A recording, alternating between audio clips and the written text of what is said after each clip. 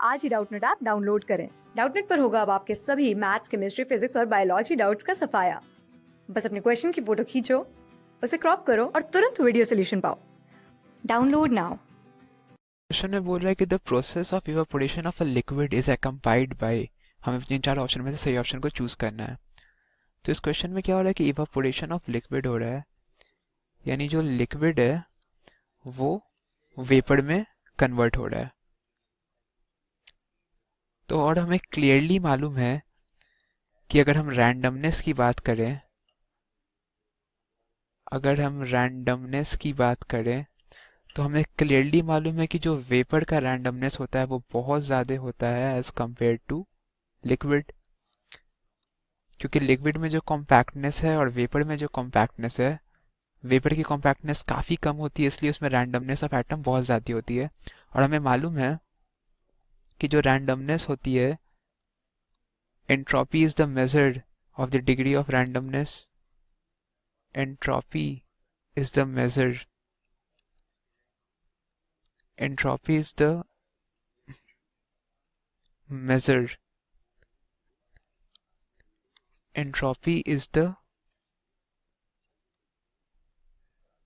entropy is the measure of the degree of randomness. Entropy is the measure of the degree of randomness. तो जितना ज़्यादा randomness होगी उतना ही ज़्यादा आपका एंट्रोपी भी होगा। तो अगर हम एंट्रोपी का यहाँ ट्रेंड लिखें तो रैंडमनेस वेपर में ज़्यादा है, तो क्लियरली जो एंट्रोपी ऑफ दी मॉलिक्यूल्स होगी, जो net entropy of the system जिसको हम कहेंगे, वो क्लियरली वेपर में ज़्यादा होगी एज कंपेयर टू लिक्विड। तो अगर हम यहाँ देखें इस रिएक्शन में, अगर हम जो लिखें तो क्लियरली लिक्विड से वेपर की ओर सिस्टम जा रहा है, यानी जो लिक्विड जो लेस एंट्रोपी पे है उससे वो एक मोर एंट्रोपी स्टेट में जा रहा है। तो क्लियरली जो डेल्टा एस होगी सिस्टम का वो ग्रेटर देन 0 होगा, क्योंकि सिस्टम लेस एंट्रोपी से मोर एंट्रोपी की ओर जा रही है। This is more entropy.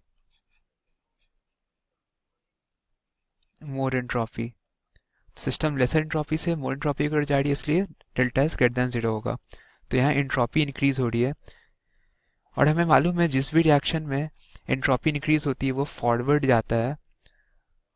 तो क्लियरली हम देख सकते हैं, क्योंकि ये रिएक्शन स्पॉन्टेनियस है,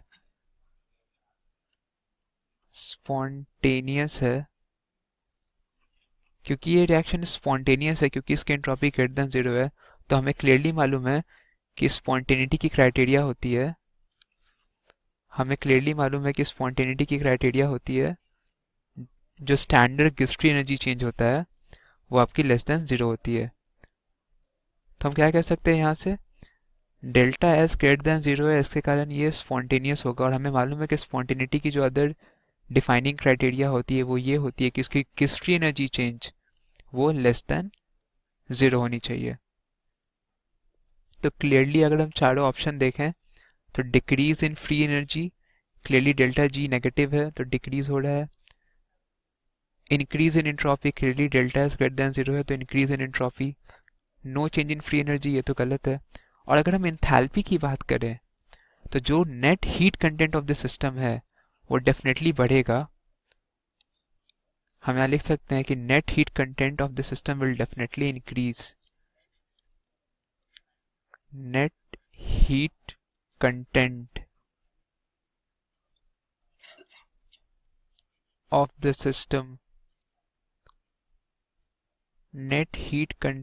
system will increase because energy is added to the system, because energy is added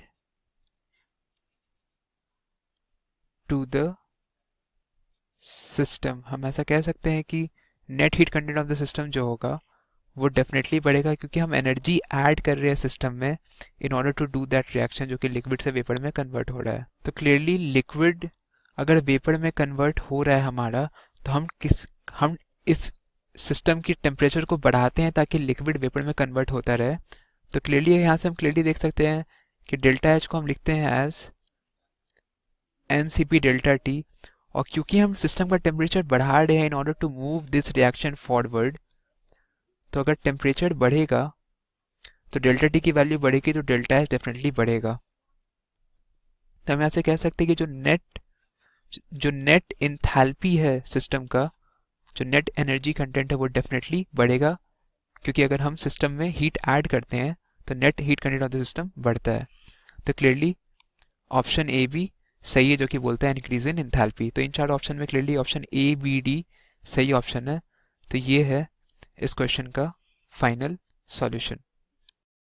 class 6 से 12 से लेके नीट, IIT, जेईई मेंस और एडवांस के लेवल तक 10 मिलियन से ज्यादा स्टूडेंट्स का भरोसा। आज ही डाउनलोड करें डाउटनेट ऐप या व्हाट्सएप कीजिए अपने डाउट्स 8400 400 400 पर।